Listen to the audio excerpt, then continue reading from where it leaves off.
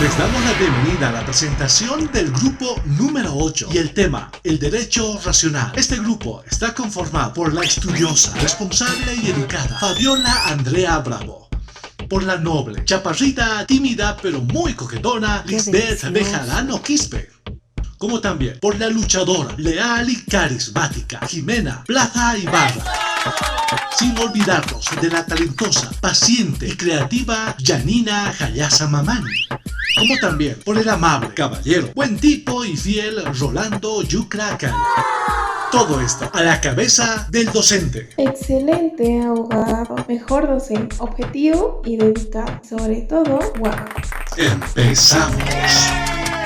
Buenos días, doctor. Buenos días, compañeros. Nosotros somos el grupo número 8, que está integrado por Bejarano Quispe Lisbeth, Hayasa Mamani Janina Jennifer, Plaza Ibarra Ruth Jimena, Yucra Calla Rolando y mi persona Andrade Bravo Fabiola. El día de hoy les vamos a hablar un poquito sobre el derecho racional. Para hablar sobre el derecho racional, primero debemos empezar hablando sobre Immanuel Kant. Kant nació en 1724 en la ciudad de Königsberg, al este de Prusia. Él era hijo de un guarnicionero y vivió casi toda su vida en su ciudad natal, donde falleció a la edad de 80 años. Kant venía de un hogar severamente cristiano. Este hecho fue fundamental para toda su filosofía. Kant fue el primero que trabajó en una universidad como profesor de filosofía y tuvo dos obras, que fueron La crítica de la razón pura y La crítica de la razón práctica. Estas dos obras fueron magistrales. Además, Kant con estas obras se distinguió más que ninguno de sus otros contemporáneos en un sistema metafísico que oscurecía todos los criterios anteriores y que sustentaba sobre todo el pensamiento filosófico que se vendría.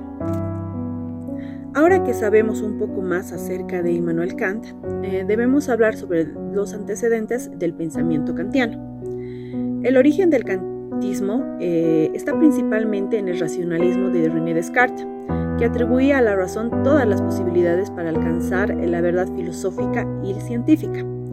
Sin embargo, Kant estaba oprimido por el exagerado dogmatismo del ambiente en el que él vivía y con una gran inquietud acerca de los escritos de los filósofos empiristas ingleses, especialmente por David Hume, quien, según palabras de Kant, lo hizo despertar del sueño dogmático. Kant fue motivado para elaborar un sistema filosófico que superaría ese tradicional dogmatismo en el que se vivía en esa época y también el empirismo escéptico que sostenía Hume. Por tanto, Kant se dedicó a investigar el mecanismo de la mente humana, destinando su obra principal, La crítica de la razón pura, a indagar lo que puede conocer nuestra mente y salvar el valor del conocimiento científico, que en aquel tiempo ya prometía un gran porvenir. Bien, ahora les hablaremos un poco de una de sus obras magistrales, que era La crítica de la razón pura. La crítica de la razón pura aparece en 1781, cuando Kant tenía 57 años. Kant se planteó una pregunta fundamental acerca de la posibilidad de la metafísica como ciencia. El término metafísica, como bien ya conocemos, es una rama de la filosofía que estudia la naturaleza, la estructura, los componentes y los principios fundamentales de la realidad. La incertidumbre que tenía Kant lo condujo a un análisis minucioso de la estructura de la mente humana, en especial cuando ésta se proyecta sobre aquellas zonas del conocimiento que están fuera de la experiencia, a las que Kant llamaba zonas trascendentales. Kant llamó al entendimiento la razón pura y a la voluntad movida por la razón hacia el deber y el bien la denominó la razón práctica. En su crítica de la razón pura, se propuso resolver a fondo el problema de las posibilidades cognitivas de la mente, los límites del conocimiento, como también su validez, llegando al resultado de que la mente del hombre puede comprender las cosas a través de formas ideales a priori que existen en el entendimiento, entendiendo como a priori el conocimiento absolutamente independiente de toda experiencia. Además, gracias a las cuales el hombre puede llegar a una certeza subjetiva, pero jamás llegará a una certeza metafísica o absoluta. Todo nuestro conocimiento empieza de los sentidos. De aquí pasa al entendimiento y termina en la razón.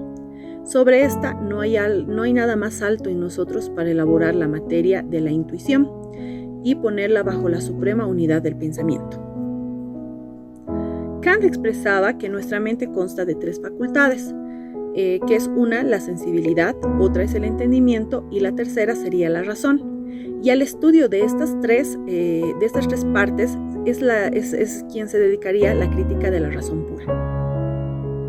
En todo conocimiento, Kant distinguió 2 aspectos.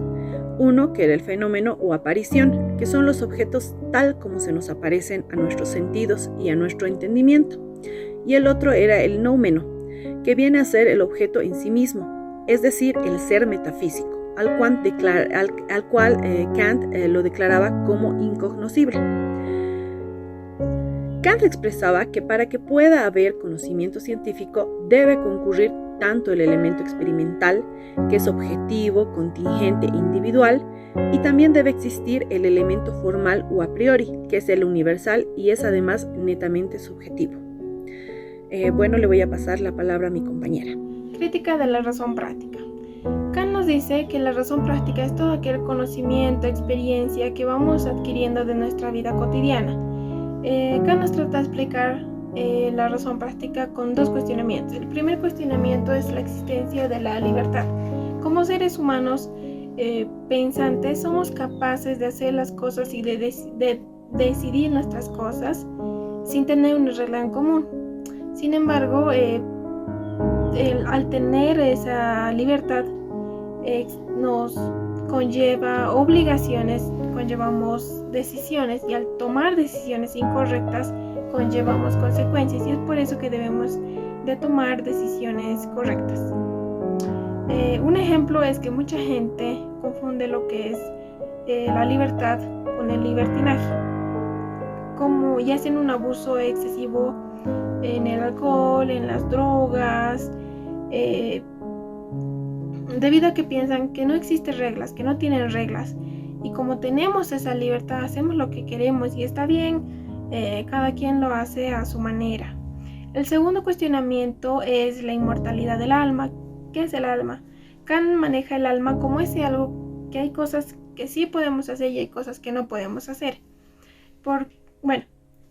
Un ejemplo es que puede que me guste una persona de manera física, de manera sexual, pero no por ello voy a usar a tal persona y cometer una violación o algo por el estilo, porque hay un algo que me detiene, y ese algo es el alma, que para Kant el alma no tiene espacio, no tiene tiempo, y es por ello que es inmortal. La moral kantiana. Para Kant, lo bueno es que se hace por deber y no porque me convenga.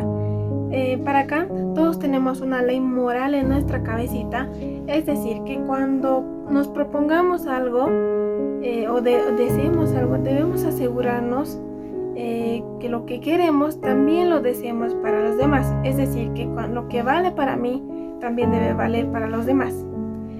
Un ejemplo es que yo me puedo prestar un libro de una amiga, y cuando yo necesito un libro voy a querer que me lo preste también.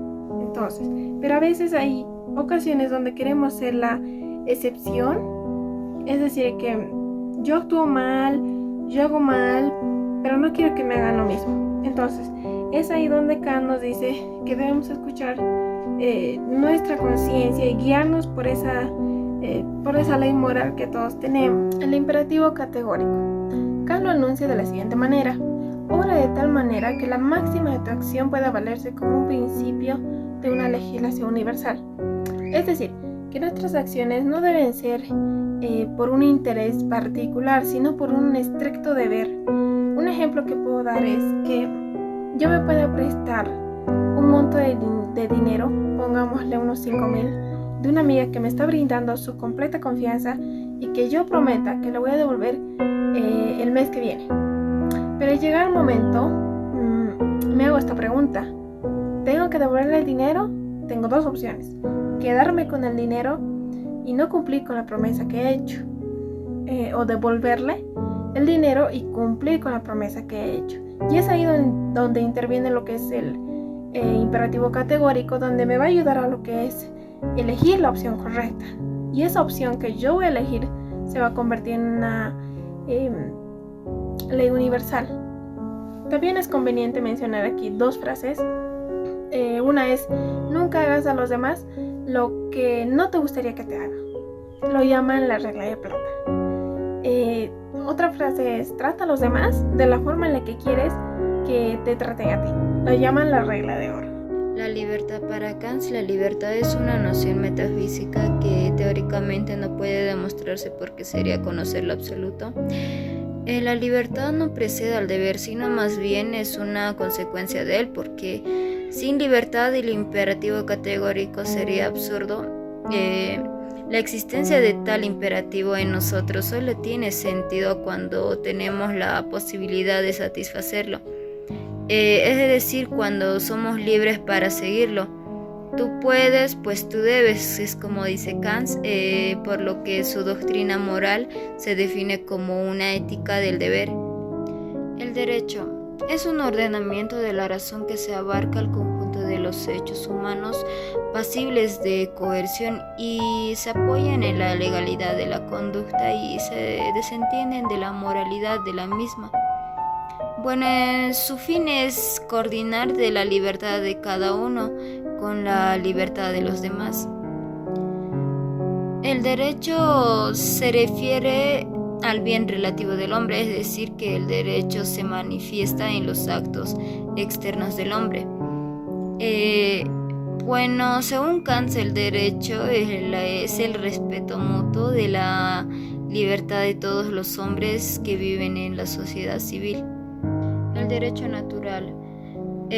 Kant formula el supremo principio del derecho natural y de esta manera obra exteriormente de modo que el libre uso de tu voluntad libre pueda conciliarse con la libertad de todos según una ley universal.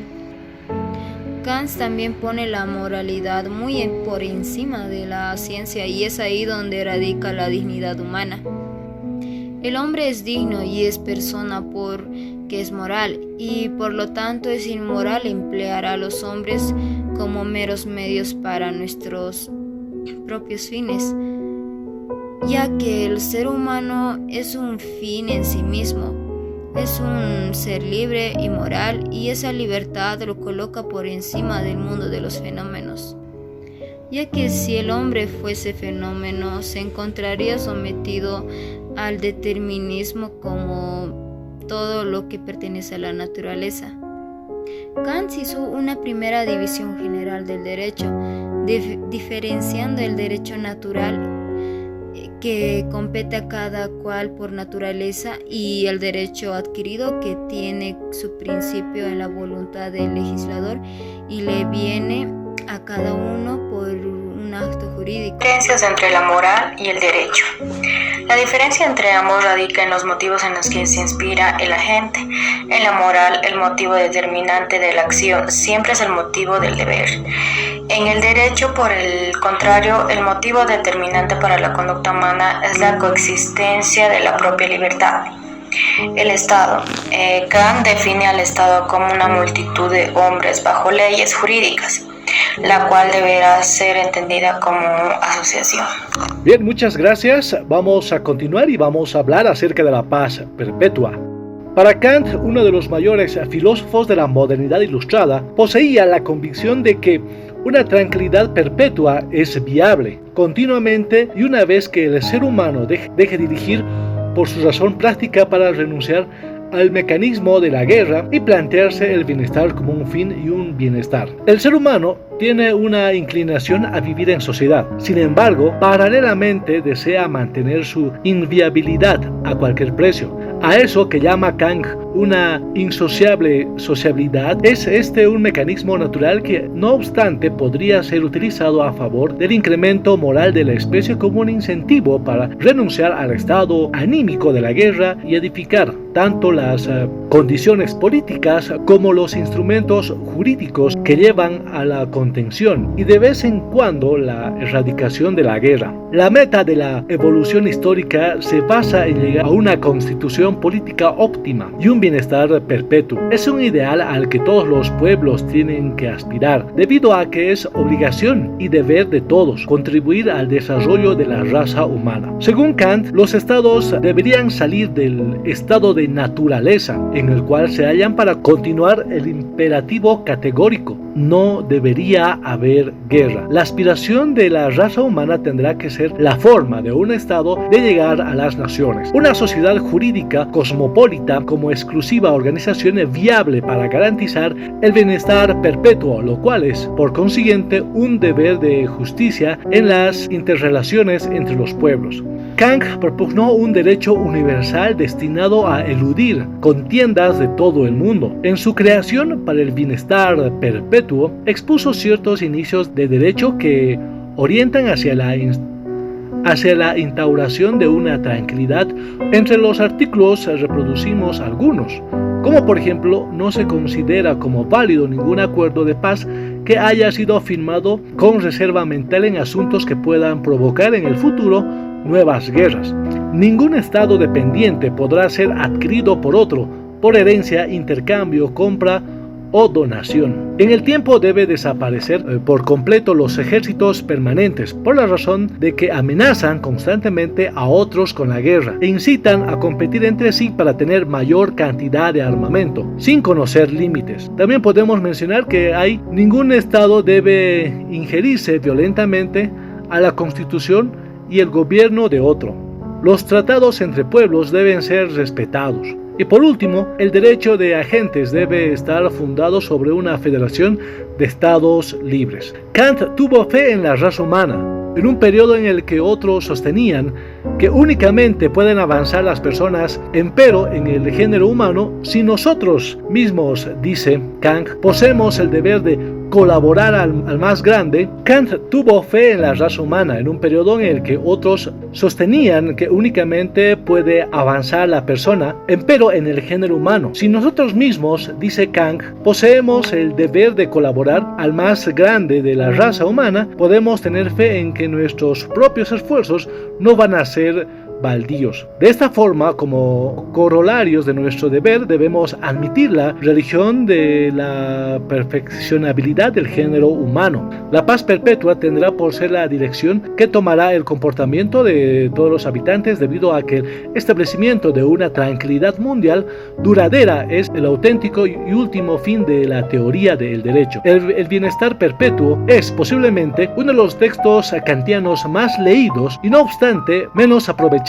Una forma de hacer justicia a este escrito es estudiarlo, interpretarlo, intentando encontrar continuamente las conexiones conceptuales con otros trabajos de Kant, más que nada con la crítica de la facultad de juzgar. Ahora vamos a hablar acerca de las consideraciones finales. Desde la concepción ius naturalista típica hasta el colegio del derecho racional, cuyo pilar ha sido el raciocinio kantiano, toda la problemática del derecho gira alrededor de los principios ius naturalista en los siglos XVII y XVIII, y el derecho verdadero y válido es aquel que se considera justo, ya que respondía a las exigencias de la naturaleza racional de las personas. Una vez que se abordó el estudio Engels y Kant sobre la guerra y el bienestar, no se pretendía encontrar respuesta exacta y específica para el caso del problema, puesto que solo nosotros mismos, que somos hijos de nuestra etapa, tenemos la posibilidad de hallar